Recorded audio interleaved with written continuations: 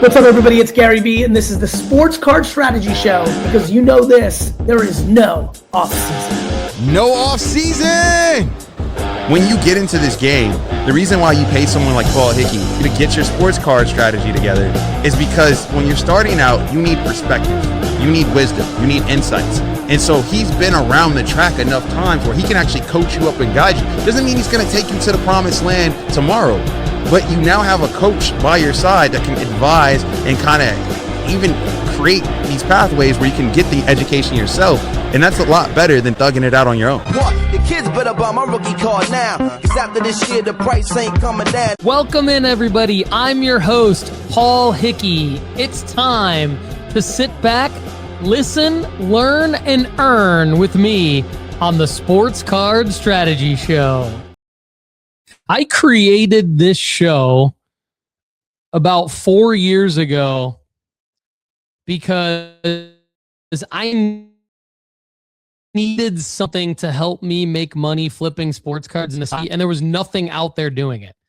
And here we are, well into year 5 now, and we are helping all of you make money flipping sports cards. And now I can honestly say that this is the best sports card podcast that you can get anywhere.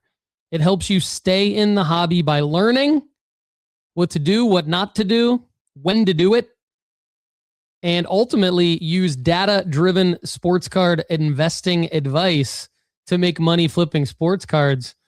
Happy to have you with us. Again, I'm Paul Hickey. Welcome into the nooffseason.com family. Today, we're going to talk about how to track sports card selling markers and when to sell your cards, why patience is the most important trait for sports card flippers, why buying and transacting liquid cards is super important. That's a topic that I'm going to get into. And we've got more insights into PSA's process today. Let's start with a little sponsor read. All right. In the interest of keeping our strategies in place to an exclusive group of premium members, we have capped our total premium membership number at nooffseason.com. We have 500 paid members right now. We made it to 500. If you're part of the 500, you got to stay subscribed because there's many, many, many more member benefits coming. And if you haven't made it into our 500, don't worry, because we have a waiting list and there's only a few spots available on our waiting list. So sign up now at nooffseason.com to get one of our last few spots available on our waiting list, and we will get you in. Just like any exclusive club, say you are in a line outside an exclusive club and you're waiting to get in, and maybe they're at capacity, the fire marshal won't let any more people in, so you have to wait for people to leave the club for you can get in, and you're in line. You will get in eventually. So join our waiting list, all right? Many of you have listened to the Sports Card Strategy Show for a long time and have thought about subscribing but have been waiting. Go to nooffseason.com right now and join that waiting list. All right. Also, Sports Card Strategy Show is now powered and sponsored by Slab Dynasty Cards, a next-gen sports card platform built for collectors that includes a 2% marketplace fee and or a choose your chase feature as well. Start your dynasty today using no off-season promo code for 20% off your first Slab Dynasty purchase. All right. We had a great question on our premium podcast. So members of nooffseason.com get a second podcast every week with me, and it allows them to ask an unlimited amount of questions, and I answer them personally on the premium podcast every week. So that's another great member benefit in addition to all of our other tools, which I'm going to talk about in a minute. But first, we had a great question from one of our premium members. I want to play that right now because it talks about why patience is the most important trait that sports card flippers need to have. So let's get into that. Jerome is up next. Jerome says, quick question about building momentum with card. Hope you're doing well. Have been trying to build some momentum with flipping cards for profit, but honestly, it's tougher than I expected. A lot of the graded stuff that actually moves seems to start at $500 plus, which is honestly way more than I'm willing to or prepared to spend right now.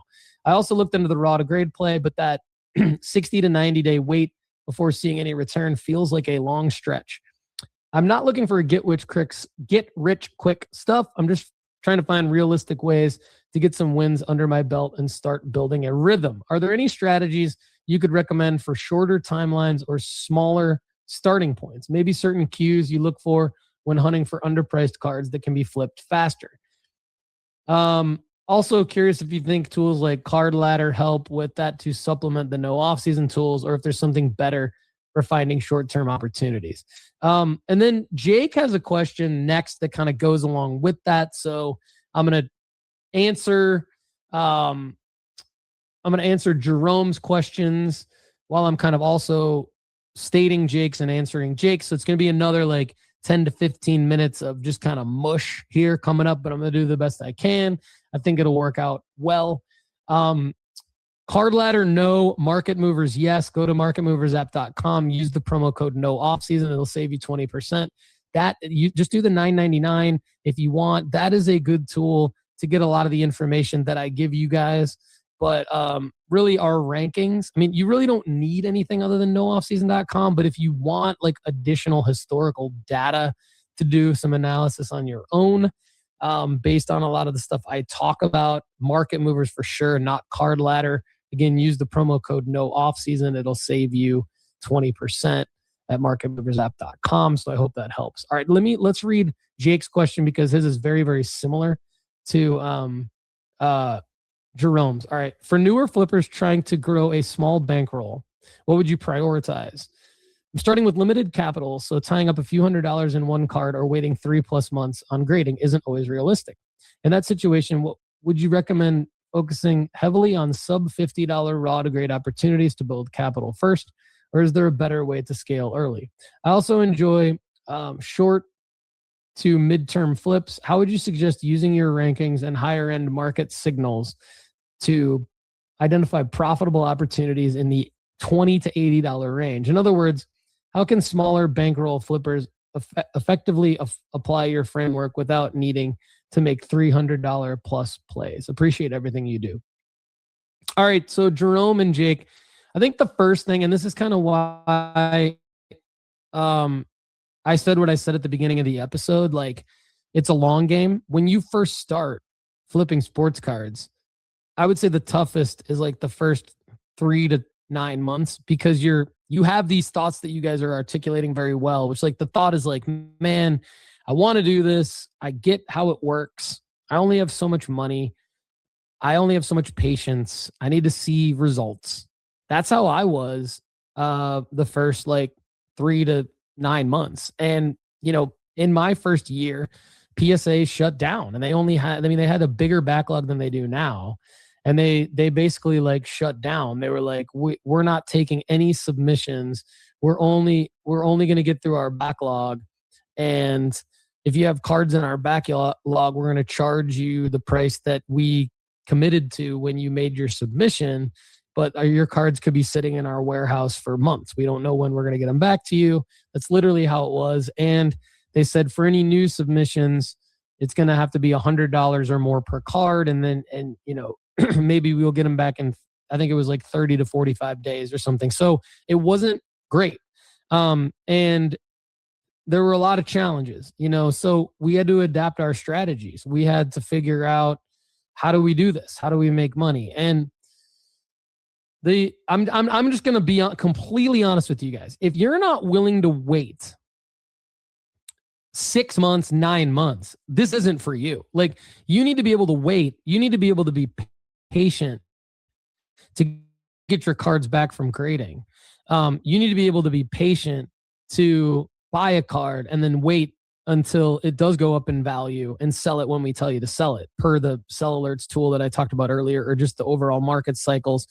And if you're not willing to wait, that this is not for you. I mean, there are really no other super fun ways that are tried and true to make, I mean, guys, I've shown you how I've made 20 and 30% profit year over year minimum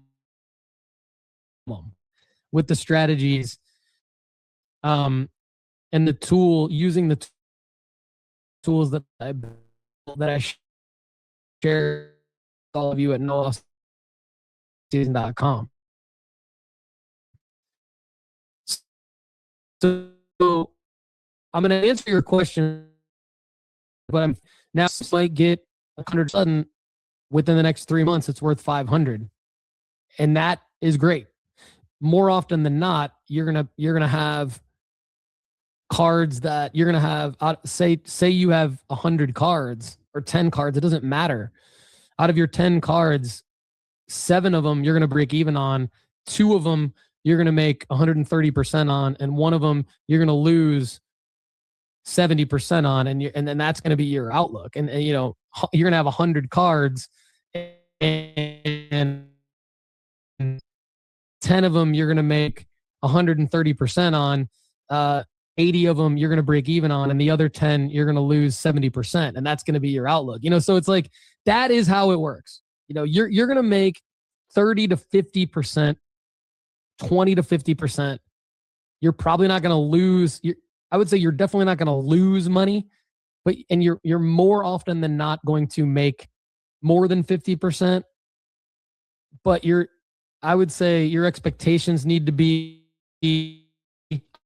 I'm going to make about 20 to 30% year over year doing this, and I'm going to have a shit ton of fun. All right.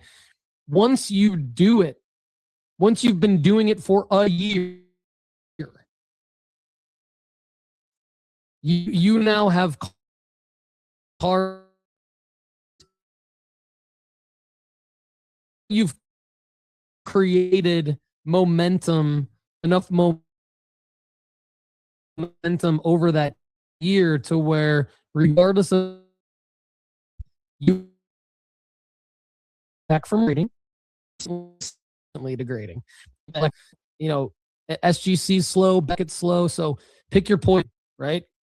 Now, having said all that, again, I can't underscore enough that, you know, if you just think about it logically, if you're making 1 grading submission every month, then you're getting that grading, then you're after 95 days, which is 3 months, almost 4 months because of the business day part. Now, every month, you're going to be getting a grading submission back. So now, like, really, all you have to do is play the game for like and play a quarter consistently. of the year. And now every month you're getting a grading submission. And now back. every month you're getting a grading submission back. So another thing that I want to add is, you know, if you're looking at cards that you're going to buy already graded, you have to wait for a selling marker anyway. You know, if you're buying cards from our already graded rankings at nooffseason.com, you're waiting on the market cycle of the next rise towards that sports season. So either way, whether you're waiting 4 months to get your cards back from grading, or whether you're waiting 4 months for the next season to start and see that hype rise, that's going to rise your card up 25 to 30% from where you bought it from, using our sports card rankings at nooffseason.com, the already graded rankings, you're waiting either way. So patience is something that you need to make money flipping sports cards. But again, like I said on the premium podcast, once you get into that cycle, once you start, then it doesn't feel like you're waiting as long, right? Because when you play consistently, it's going to compound over time. And then not only have you built up a tolerance for waiting, you've built up your patience, but things are happening faster because you have created more things several months ago. You've either bought already graded cards with the selling marker in mind, the hype rise up to a new season. You bought the right card for the right player at the right time using our sports card rankings, or you used our raw to grade rankings at nooffseason.com, and you're getting those cards back from grading. Now, a couple other things I want to point out here that I want to make sure that I mention.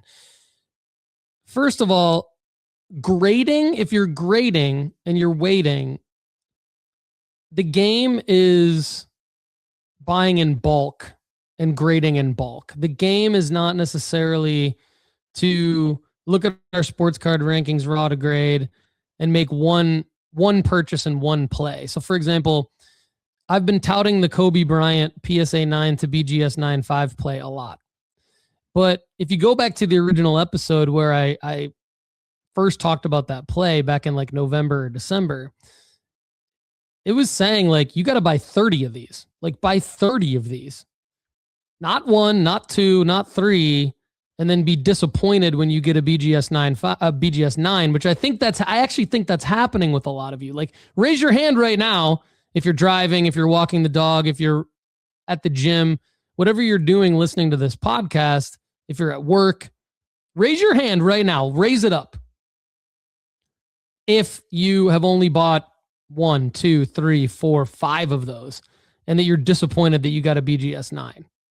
You need to buy 30 of them. There are 22,000 of them. That was why I talked about that play. And that's just an example. That is just an example. It's like that with everything. And I'm not saying that you need to buy already graded cards in mass, in bulk. I'm saying if you're grading, don't expect every single one to be a PSA 10. It's not going to be. Don't expect every single one on the crack and submit to be a BGS 9.5 or an SGC 10 or whatever the play is. It's not going to be. So in addition to having patience, you have to understand the context of what you're doing. This is a game where you win about 30% of the time. So if you're going raw to grade, you need to go in bulk, in mass, so that when you do win that 30% of the time, you're actually winning. And you're not just rolling the dice and saying, I'm going to submit just this one card or these 3 cards or whatever it is. Okay. Now, I realize that budget is a factor, but I think you also have to take a look at my next point that I want to make, which is sports betting. Okay. Like many of you are crossing over from sports betting, and that's great.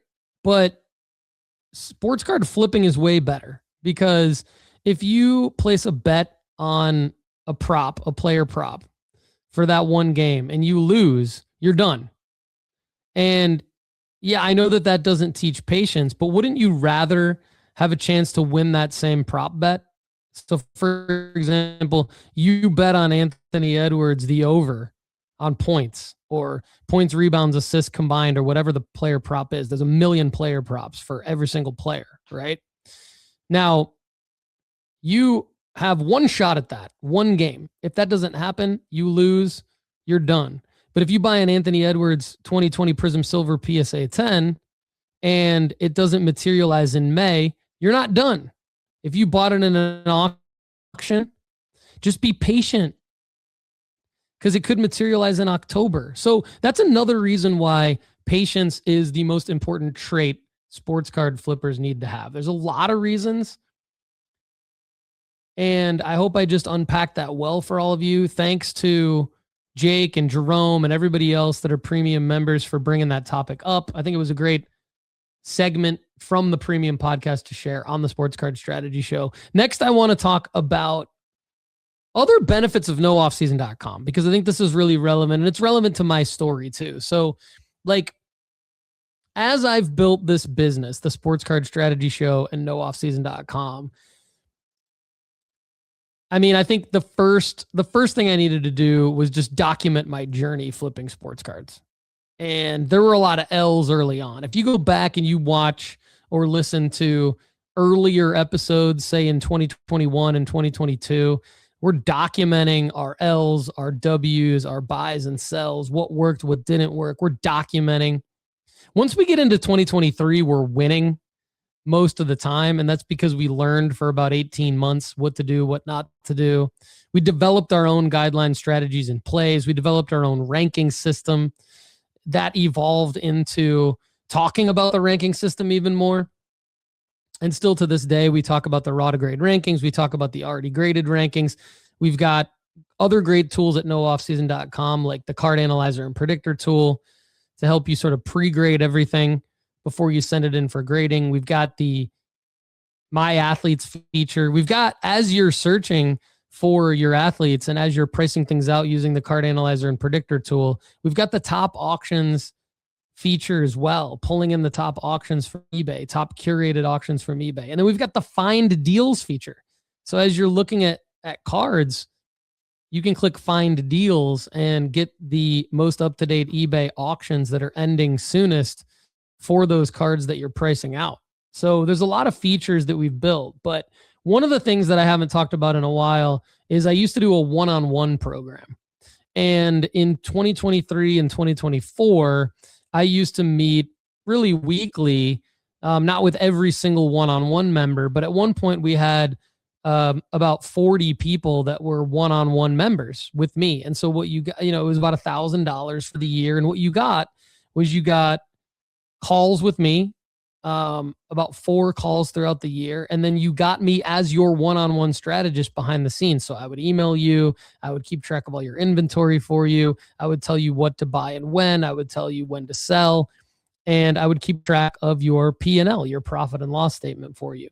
And so I sunset that program within the last year because it got to be a little bit, as this business scaled a little bit up to the 500 members that it's at right now, I wanted to make sure that I was being fair to everybody, and that if you were paying me extra for my time, I wanted to make sure that I was able to give you my best in that time. Well, once we got up to 30 or 40 one-on-one members, it became really hard for me to do that. So I sunset the one-on-one program, but I want to bring up another thing. And that is, there is a membership level at nooffseason.com. And the reason I'm bringing this up is because some of my good friends in the hobby have said, you need to let people know about this, that you still do this. You haven't talked about this on the Sports Card Strategy Show, and you need to let people know about it. And that is, you can get a one-on-one call with me.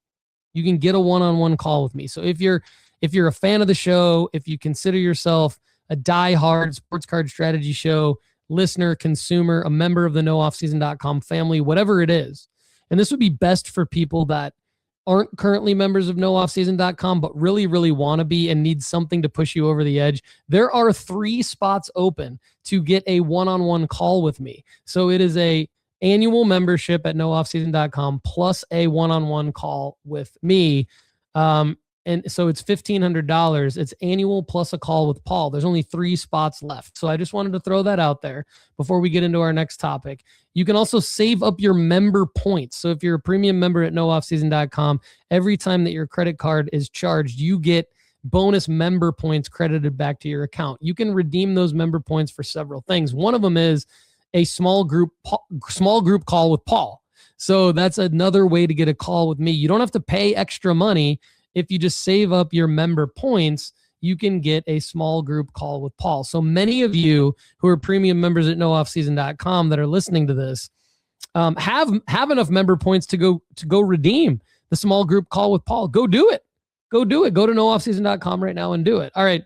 I do want to talk real quick about some improvements we've made to our card analyzer and predictor tool. Lefty and I hit on them a little bit, but I want to bring them up again. And that is, we've had some member feedback, and one of our members said, hey, it's got to be a little bit more seamless to go ahead and submit a card through the card analyzer and predictor tool. So what we did was we said, let's allow you to not only search by card title, but to search by eBay URL. So that's what you can do now. So for example, like if you want to bid on, say a Cooper Flag Future Stars auto, you can paste that URL into the card analyzer and predictor tool, and it will pull it up, and you can click on it. So you don't even have to type that in. You just paste in an eBay URL of any card that you're thinking of buying.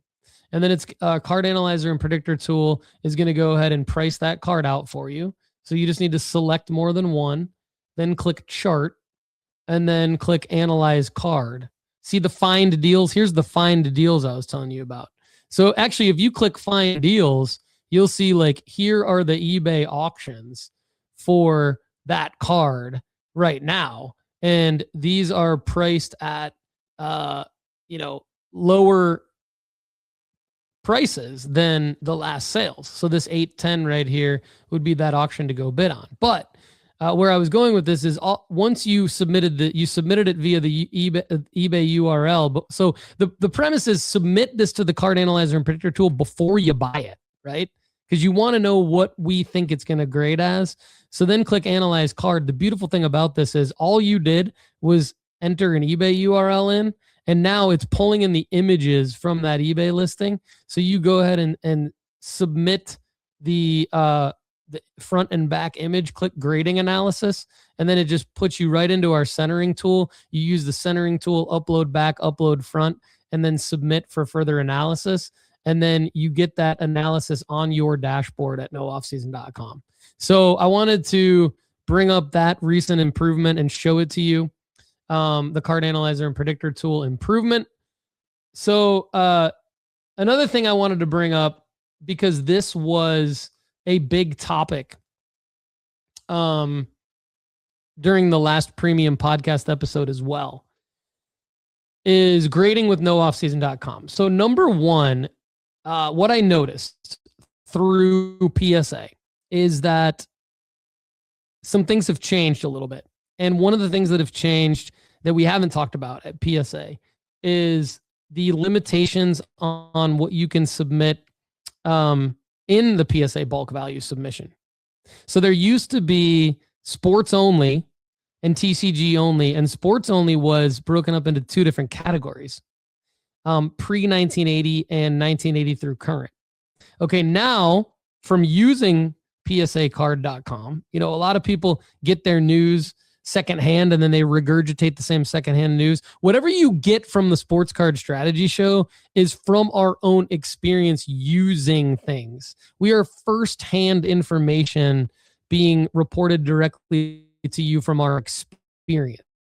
In addition to the data, we give you advice based on our firsthand knowledge of situations, boots on the ground type things. So as I was going to make submissions, I realized the bad news, we've already talked about the bad news. PSA has increased their pricing. They've increased their turnaround times for all the service levels. The good news is now there's less limits on what you can submit with bulk value. So what this means to all of you is if you're grading with nooffseason.com, if you're a premium member at nooffseason.com, we are now accepting Pokemon and other TCG cards with your sports cards. So definitely make sure, if you're one of those people that's like, hey, I want to grade with nooffseason.com, but they don't really promote that they take Pokemon or other TCG cards. Well, we do now because of changes at PSA. It makes sense for us. So there's that. So now the other topic that's related to this came up on the premium podcast, and I love this question. It said, if we're a premium member of nooffseason.com, does it even make sense to be a member of the Collectors Club anymore at PSA? And the answer is absolutely not. In fact, I'll go as far to say that I don't think any of you, regardless of whether you're a member at nooffseason.com, should be part of the PSA Collectors Club anymore. And I'll explain why. So for a standard membership, it's $149 a year. All you get, essentially, it says save at least $160 on every bulk submission versus value, which that depends. That depends on how much you're grading, right? Also, it says grading specials. Okay, well, what are grading specials going to be in the next 12 months with PSA? There's not going to be many, and there's not going to be many that are relevant because of the backlog. And a PSA magazine subscription. Who effing cares about a PSA magazine subscription?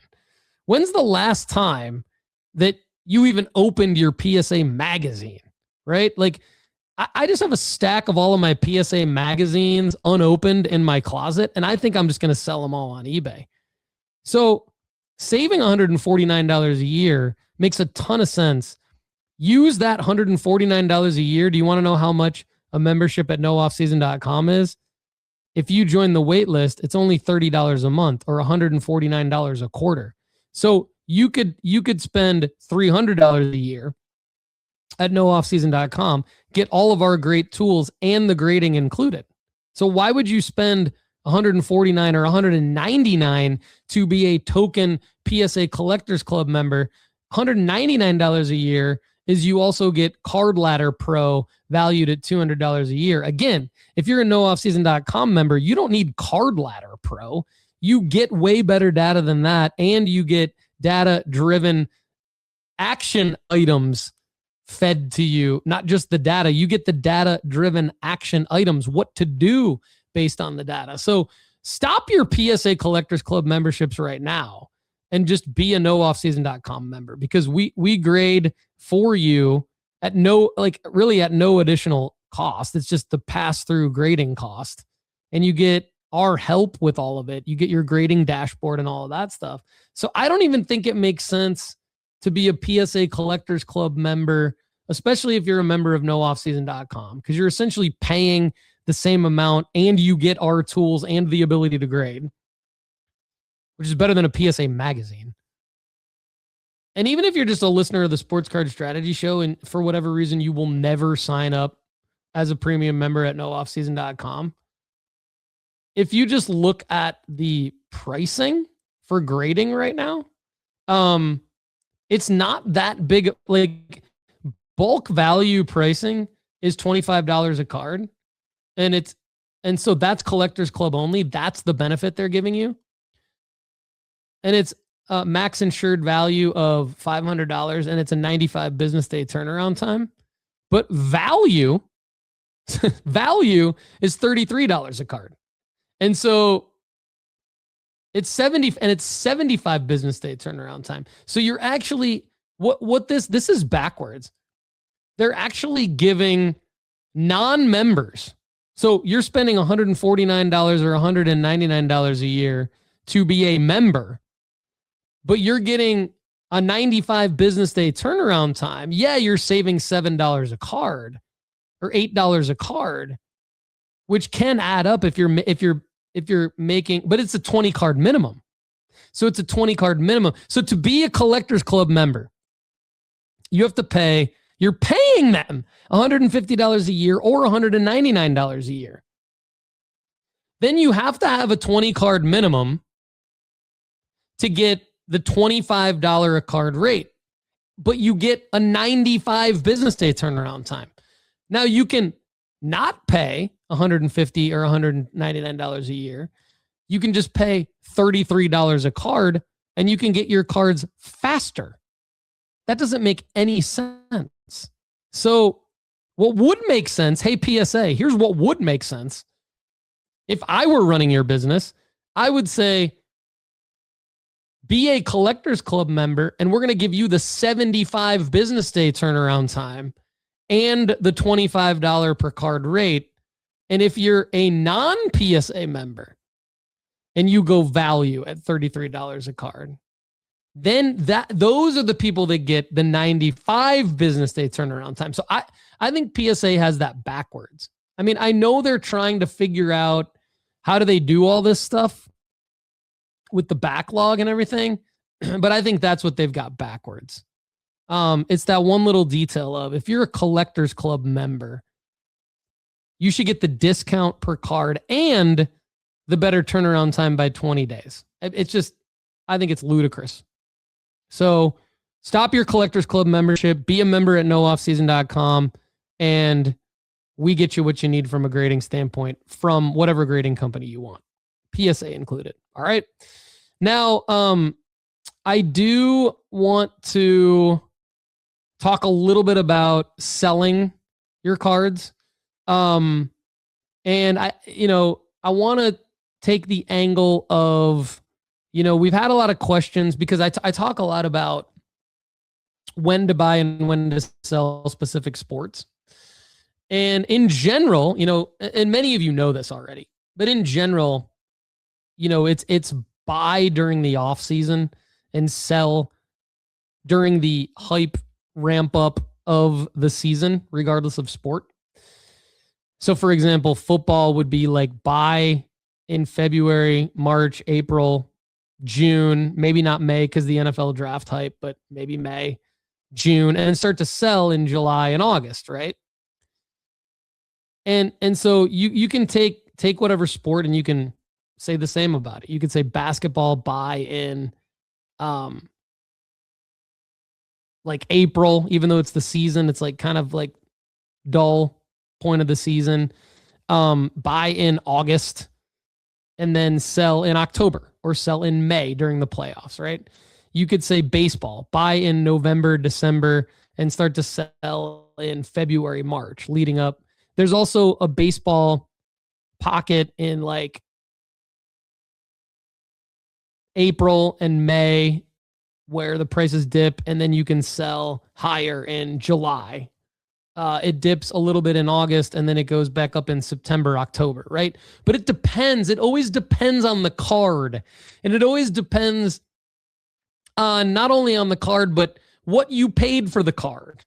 Okay? Because if you bought a big card and now it's worth less than what it was when you bought it, but it's like May for an NBA card, or it's August for an NFL card, it's not a selling point for you because you're down on it, right? And if it was a big card for a big player, you might need to wait a little longer, and that's where the patience comes in.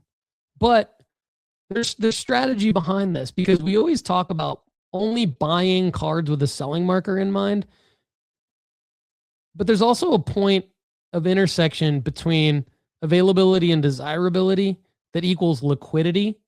And when you're buying cards that don't sell at least once or twice every 30 days, it's a little bit risky, because those comps in the 30-day window are essentially increasing buyer confidence, which drives sales. So if you're in a situation where you bought a football card that's like a big card, and it was the right card for the right player at the right time, and you bought it in an auction in June or in maybe even in February, or maybe even during the holiday dip or the mid-season dip, which also exists in every sport. Now you're in a situation where it's August and it hasn't moved up. Maybe it hasn't moved up because it's not liquid enough. There just simply aren't sales comps. And so what is all of this? What is the point of all of this? Well, the point is, I think, number one, I want to show you the sell alerts tool at nooffseason.com that's going to be launching soon, because it's a tool that I built. Again, everything I built from the Sports Card Strategy Show and the content here at the Sports Card Strategy Show to all of the tools at nooffseason.com, I built for myself first. I thought, how can I build a platform full of tools that will help people make money flipping sports cards? First, I got to do it for myself. I got to believe in it. It's got to work for me. Then I can open it up to everybody else. So the other tool that's missing from nooffseason.com that I've talked about for several months that I'm close to launching is the sell alerts tool. And the sell alerts tool is the true selling marker for all of your sports cards. And so I'm going to show you right now how the sell alerts tool works. Okay. Right now you can see that here's a bunch of different cards that I've purchased.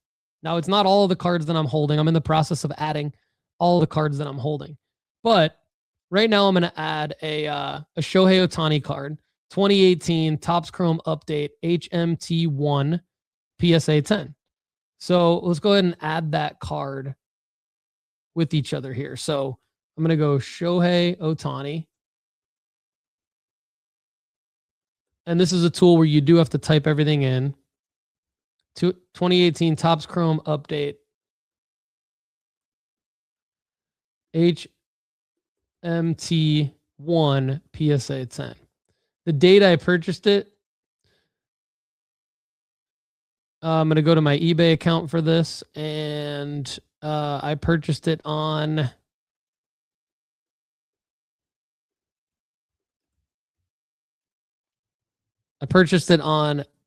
January 18th. So I'm going to go January 18th. And the price I paid was $386. So I'm going to type in $386. The way that the sell alert tool works is it is now going to show me, once I click add a card and fill out the information, it's going to show me the card. Then I am going to price that card out for you on the back end. So you are going to see its current value. All right. So within, I would say, 1 to 24 hours, you're going to see its current value in this current value column. So let's do that. So you can see here, I said within an hour to 24 hours, but it really just happened instantaneously on the Sports Card Strategy Show. You can see that the Shohei Ohtani 2018 Topps Chrome update HTM1 PSA 10 amount paid. Again, I put in 386. The current value is now here, 436.24. Current profit, $50.24. Current ROI, 1301. Well, now here's what you need to keep in mind, right? And this is what the Sell Alerts tool tells you if you read this fine print right here on your Sell Alerts page, is you need to basically list this card for sale at any point in time where you see the current ROI column is 30% or more. And the reason why is because if I listed it right now at 13%, it would be a break even, because my eBay fees, if I listed it on eBay, even though it's going to sell for the 436 most likely of the current value, it's going to be 13% taken out of that, which means that it's a break even. Now, the 436 is the current value, is the average of the last 30 days. So it might sell for more, it might sell for less, because in the last 30 days, there have been sales for more than 436. There have been sales for less than 436. So the current value column is always going to show you the average of the last 30 days. So you might make more, you might make less. But that's why we're saying when the current ROI column is 30% or higher, it's time to sell. So now I do have some cards like the Shohei Ohtani 2018 Top 600 PSA 10. I have two of them. I bought them in December during the holiday dip. This is a good example of how the already graded sports card rankings at nooffseason.com work in hindsight, in retrospect, right? Paid 308 for one of them, paid 341 for one of them. Current value based on the last 30-day comps is 448. So I am 45% up on one of them and 32% up on the other. So I could make more than $200 total if I were to sell both of those cards right now. So this is how our Sell Alerts tool works. And again, this is why you can kind of see what I talk about. The reason why I wanted to bring this up is not to brag about nooffseason.com, but it's because a lot of people have just been asking about selling recently. And they've been saying things like, well, buy football cards at this time and sell football cards at this time. Buy baseball cards at this time and sell baseball cards at this time, et cetera, et cetera. And yeah, generally, that's the pattern recognition we're looking at. But the reality is that we all buy cards in different formats, even though we say buy in eBay auctions at this time and be okay losing eBay auctions. The reality is that it takes a while to get into that process, that flow, that muscle memory. And I talked about patience earlier on in the episode. So you're going to have cards that you're going to be down on. And like the Anthony Edwards 2020 Prism Silver PSA 10 shows a 9% ROI. Now, maybe we get to May, which was my original selling marker, and maybe it's still at a 9% ROI. Maybe it's at an 11% ROI. Maybe it's at a 5% ROI. Do I sell it in May? No, because it's a loss. And that's a card that could continue to rise in value over time. So you got to be patient, all right? And you got to, and just because it might have moved up in value doesn't mean it's time to sell the card. And just because it hasn't moved up in value doesn't mean that it's time to sell the card, even though that was the original plan. All right. So that's why patience is important. Now, and card by card scenarios and context are the most important thing. So if you use your Sell Alert tool at nooffseason.com when it launches and you use that as your guide, that is going to be your selling marker. Right now, then what do you do from there? Well, if something hasn't materialized, ask a question on the premium podcast. Right now, another scenario here that I want to talk about, the big takeaway here is what I hit on earlier about liquidity, and it has to do with when you look at this, you see there's a card here that I bought. I bought a Shohei Ohtani 2018 Topps Heritage photo variation number 17.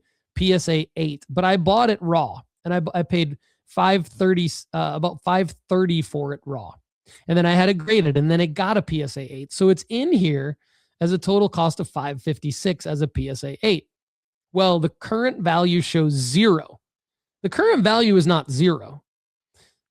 Why does it show 0? It shows 0 because there's no sales comps in the last 30 days. And I think this is an important concept. So I've built this tool at nooffseason.com around the concept of only look to sell your cards when there are sales comps of them in the last 30 days. And those sales comps are up by 30 or more %. Because when there's not any comps, that's when you can get raked over the coals when you're trying to sell the card. People don't have as much confidence in buying your card when there are not recent comps of the card. So again, here's the takeaway. We talk about buying cards only with a selling marker in mind, but it's important to understand the intersection between availability and desirability. When you're buying cards that don't sell at least once or twice every 30 days, it's risky, because these comps are essentially increasing buyer confidence, which drives sales. This is liquidity. When you flip liquid cards, you mitigate risk and have a higher floor and a better chance for auctions to work. Getting screwed in auctions can happen when you buy lower pop cards that don't sell as often.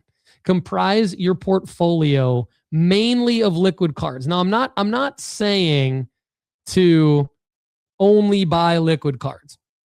You can have cards that don't have sales comps in the last 30 days. I just don't want them to be a majority of your portfolio. So I'm happy that I have this Shohei Ohtani 2018 Topps Heritage 17 photo variation, but I'm probably not going to be able to sell that thing in an auction until there are a couple of sales comps in a 30-day window that are above 30% what I paid for it. Then I'll be able to list that in an auction. But I'm not going to list that in an auction. I might list it in a buy it now. I mean, I'm 556 into it. Maybe I list it for 1,000, buy it now, right now. Why not? That would be the strategy. Does that make sense? Like, we talk a lot about how to buy and sell cards. We talk a lot about how to sell cards, because at nooffseason.com and in Sports Card School and the Premium Pod and a lot of our content, we're really the only ones that talk strategically about how to sell cards. It's not easy, but selling format matters, and don't auction a card unless there's been multiple sales comps in a 30-day window of that card that are 30% or more what you bought that card for. So if you see a 0 under current value in the sell alert tool, that's just basically saying don't auction it. And so, like, I'm happy that I have that card. I'm happy that I have a Jaden Daniels Kaboom PSA 10 horizontal. I might not be able to auction that card off unless there's multiple sales comps in a 30-day window that are 30% or more of what I bought that card for. Same thing goes with like a LeBron James Topps Chrome BGS 9.5 that I have from 2003. So there's going to be, maybe sometimes your most valuable cards show a current value of 0. And I think, like, reverse engineering this though, guys, I'm not talking about the tool or nooffseason.com so much as I'm talking about the Sports Card Strategy to implement, so that when you get to the back end and you're looking at your inventory of cards and you're using the sell alert tool, you're not stuck having to list a bunch of cards in a buy it now for twice what you paid for it. That is a common problem that I'm trying to avoid. That's why I talk about liquidity. That's why I talk about the cards that I talk about. And I rank the cards that I rank, and I rank them in the way that I rank them, because I want them to be easy to move for all of you. And the reality is, it's not easy to sell sports cards. It's not. But if you use our tools and you use them with the strategy in mind, everything falls in line. All right. Remember that nooffseason.com is the only place on the planet with sports card rankings updated every Friday, sorted by ROI percentage you're likely to make in the future. Hopefully you enjoyed that little sneak peek at our sell alerts tool that's coming soon. your competitive advantage in the sports card market. NoOffSeason.com gives you the data, tools, and insider tips to flip sports cards for profit faster and smarter. Membership is limited to just 500 people. Will full, but join the wait list now. Only 3 wait list spots remain. If you like the content on this show and want more, go premium at NoOffSeason.com now to get unlimited advice answered on our Friday podcast for premium members called the Premium Pod. I showed you a clip from our most recent Premium Pod earlier, and now I bring in George Cresbow, who is the founder of SlabDynasty.com. And he and I are going to have a great conversation about several things, but PSA grading is among them. So let's get into it. All right. Welcome back on the Sports Card Strategy Show. Our guy, George Cresbow, the founder, the owner, the operator of SlabDynasty.com. George, how you doing, man? I'm doing good. How about yourself? I am doing well, all things considered. Happy to be here on the Sports Card Strategy Show with you again. George, okay, first question I wanted to ask you. So you've been a premium member of NoOffSeason.com. You're in your 3rd year. So you're kind of like an OG at this, which is awesome. And as you know, like we've hit our 500 member limit, our goal, and we've capped our membership to 500. We do have a waiting list. But we've had the new members who have joined over the last few months. Many of them have asked on the premium podcast about just getting started with the raw to grade rankings and the graded rankings. George, being a long-time member of NoOffSeason.com, what advice would you give our new members about the importance of patience? Ooh, patience. That's something that I was told when I was younger, I had that as a virtue, but then growing up, I realized I do not have that as a virtue. Patience when it comes to grading, it's key nowadays. You can't just, I know there's a lot of people pushing saying, hey, like just move up your, pay a little bit more, get a quicker turnaround on the paying. That's fine and all, but not all cards can afford that. So being able to really focus in and hone in on your return of investment is really key here, and realizing that your card's worst case scenario could be gone for 7 months, in a crazy world that could happen nowadays. You've launched, I think our most recent submission said it wasn't going to get back until right around like September. It's crazy turnaround. So having the patience and not being scared, planning ahead is really big right now. Making sure that you're realizing, hey, right now it's, by the time I get my cards back, that's going to be football selling time frame. Making sure you're hitting that, and then making sure you're hitting the playoffs for baseball right around that time frame when these cards are going to be getting released. So having your foresight of what you're planning is really, really key right now. Yeah, I think that's good advice. And I remember when I first started putting money into sports cards back in like early 2021, which if you go back historically was not the best time to be putting money into sports cards, but I was trying to get a feel for like how to do the raw to grade thing and how to figure out making money, flipping and everything like that. And I just remember that for pretty much all of 2021, I was putting in money and didn't really see anything coming back my way until 2022. So it was almost like a full year to get everything started. Now I don't think it takes a full year, but if you just if you think about it, 95 days for the bulk value submission seems like a long time. It's like, it could be 4 months. But if you submit every month, then after 4 months, in theory, you would have a submission coming back every month. So Absolutely. that's kind of what I've been like, my messaging with the premium members is like, especially the new ones that are like, how long do I have to wait to start seeing something back from this? And I think, looking at it like, stay the course, do it for the first 4 months, and make one submission every month, and then you'll be spending money up front on the cards. You don't actually get charged for the grading at PSA until the submission comes back, or at least the grades come back. So, George, like, what do you remember from like when you first started trying to make money flipping sports cards? Like, what are some of your L's and W's from that time period? Well, I mean, back in the day, like, it was what, 40 days or some 45 days for turnaround time. Now, like you're saying, it's 95. So before, we're just rapid firing anything. We were hoping like, hey, as long as we're getting a 2x on our investment, that's good enough. Now with the delayed and the time frame, like you stressed in your show, and I've been you've told me also directly, consistency is always key. We've had to change a lot of that strategy. We've now changed it to making sure like we're looking at least a 3x return of any of our investment when it comes into grading. But when we were first doing it, we were being reckless, doing all the 2x's. We were okay, like saying, hey, we're fine if we lose $15 if it just comes back as a PSA 9. Like, we were being a lot more risky in and the way we were going about it, we were seeing a car that maybe had a little indent and saying, hey, maybe they won't see this, and kind of hoping for the best, and then getting, seeing like, okay, wow, that came back as a PSA 6. Now what do we do?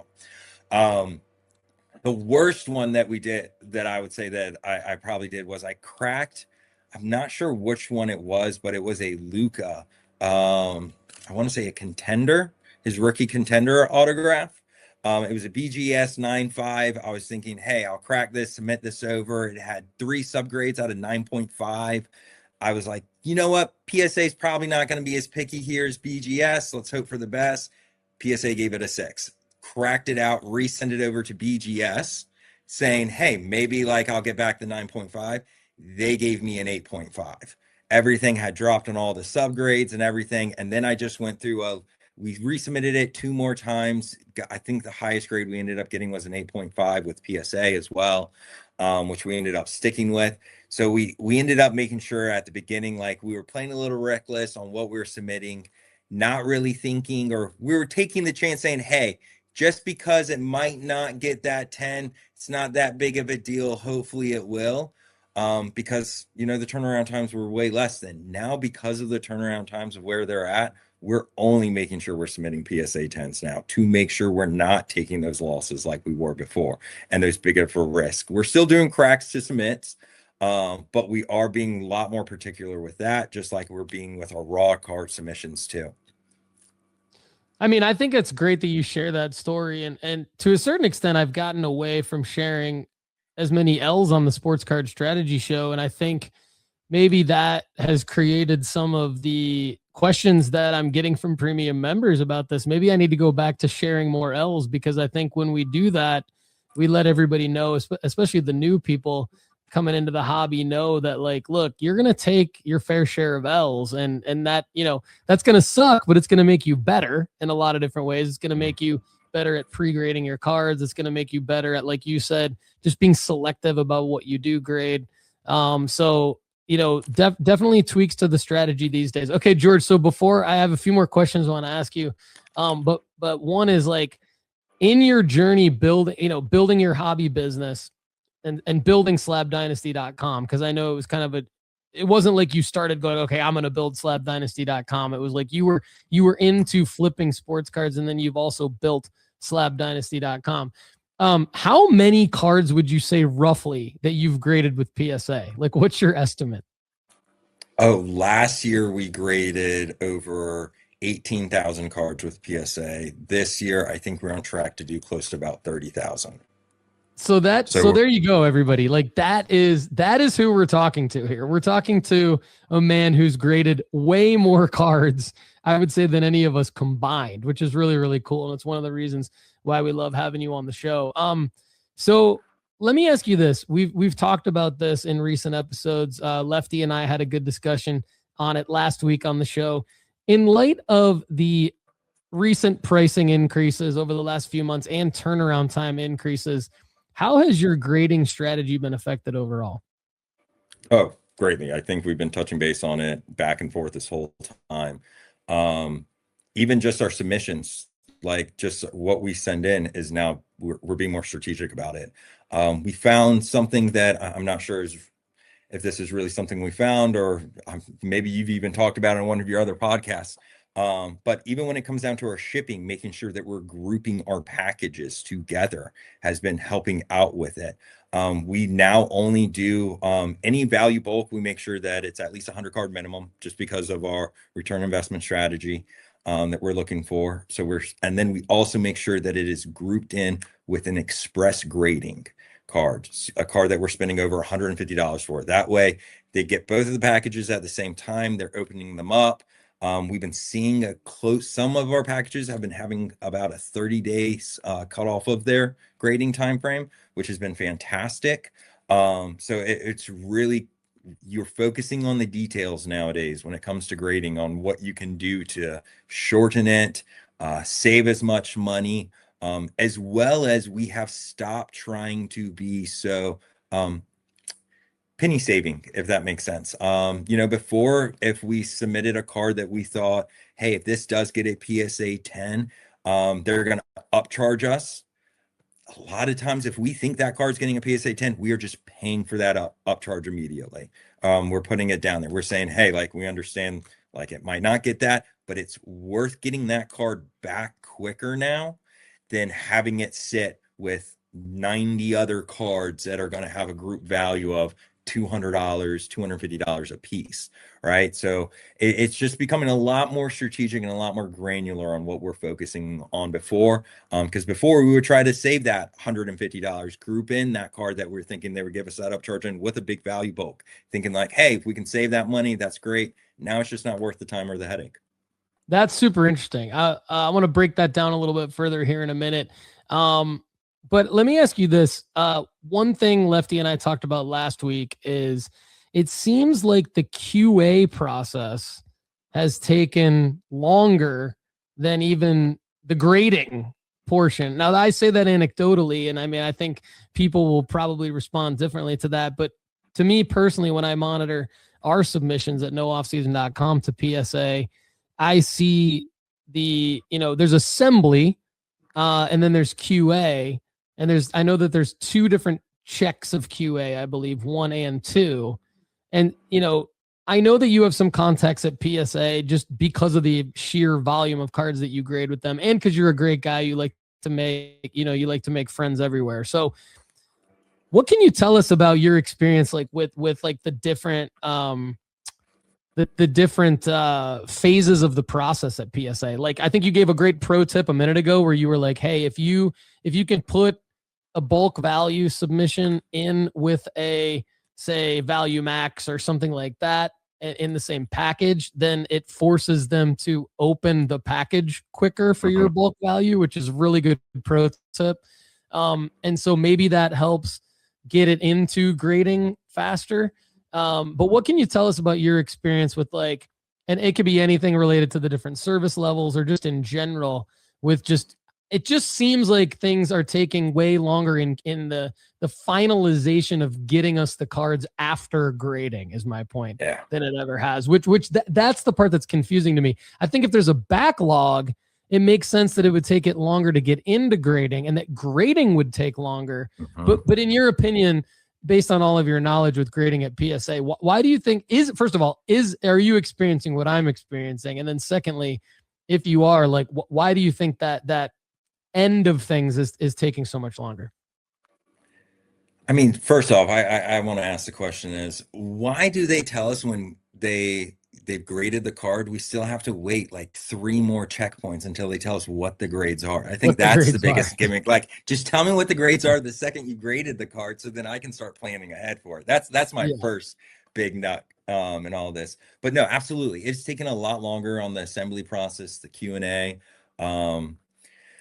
Who knows? I've asked quite a few times, some people there on what it is. And they just say, hey, we're getting a ton of new cards and we got to make sure that with every new submission that the quality is there and up to our standards. I've heard some different rumors though. I've heard some other people say some other things that have been, a little bit surprising. One of the big issues that I've heard, I'm not sure if it's true or not. Once again, this is, all rumors at the end of the day.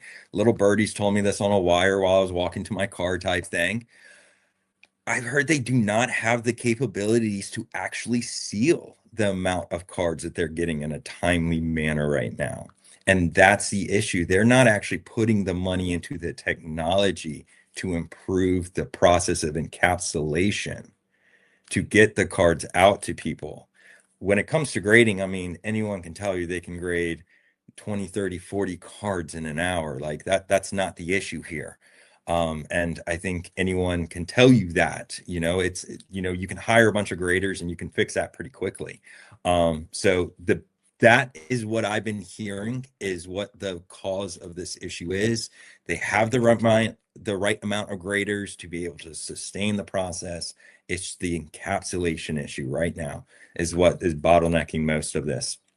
So once again, that's a rumor. I'm not sure, how true or not true it is. It makes sense if you think about it, and you're taking a step outside, and that's what causes all the other delays here. So, and then now also too, they make you wait another 24 hours after they give you a PSA offers too. So that now, throws another 24 hours into it. But hey, we are here. At least you get your certification numbers so you can you can list them in some way, shape, or form if you want to. But yeah, that's another thing. I'm glad you brought that up. And it does make sense what you're saying with the encapsulation. If that is the case, I think we could all show collectors and PSA some grace if they were to come out and kind of explain that a little bit. Although I could also see maybe why they don't want to open that can of worms, but that does make sense. Also, if you think about, okay, there's for any of you who have cracked PSA slabs, and I've probably cracked more PSA slabs in the last 12 months than most people.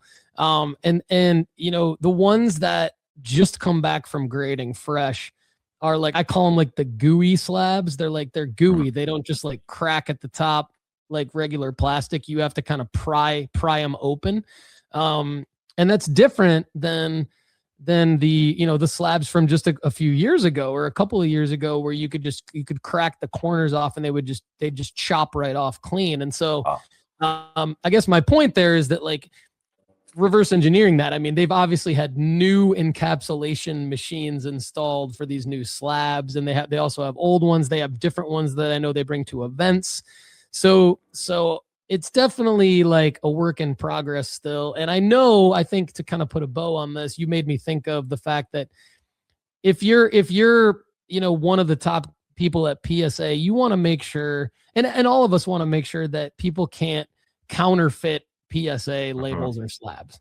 And so if they were to come out and say like, hey, look, guys, we know assembly has taken, it used to take an average of 48 hours. Now it takes an average of like really 4 weeks or 5 weeks, like not even exaggerating. And the reason why is because like we want to ensure that there's no counterfeits, that the slabs are quality, whatever it is. To your point, you made the point based on the rumor that like, hey, they need to do more QA because they have more new cards. Okay, fair enough. That makes sense. I would hope that they start, I think we all hope that they start investing more money, that our money that we're paying them additional gets reinvested in those services to then get the grading service turnaround times back to where they're digestible, I guess. Yeah. And that the prices don't necessarily go up. And then I think we'll be in good shape. What do you think? Last question. Do you think that will happen? Do you, based on your experience, do you think that we'll get back? Because before the era that you described where you were grading was the era that I came in, which was just a couple years before you, where they had shut down and you couldn't make any submissions under $100 because they were going to get through their backlog. So do you think so to me, it was like, okay, we finally got back to a point where we could grade and get it back in 30 to 40 days for like $21, $22 per card. Do you think we'll get back to that? No, money's too green. Like, they're saying people are willing to pay the prices right now. They're willing to wait right now. I don't ever see them turning off accepting submissions anytime soon. I've heard of some cool things that apparently they're possibly looking at doing in, the next few years, but none of that stuff would be fixes for now. I even heard a cool rumor about tag. I know they don't have the market value there as any of the other big 3, big 4 companies, but I heard that soon they're actually, I think maybe it was in 2027, they're planning on rolling out Basically, you go to your local card shop, you drop off your card, Tag has a machine there, and an hour later, you can come pick it up just as if you're dropping off your roll of film back in the day, and they'll have up to 30 cards graded in under like an hour or 2 hours. I think something like that would be really cool. Obviously, PSA has made it very well known, though, that they will never go into AI grading or computer grading. So I think it's interesting. I think there's a lot. I think if someone came out with something big enough, they could really shake up the grading market right now. But who's to say that?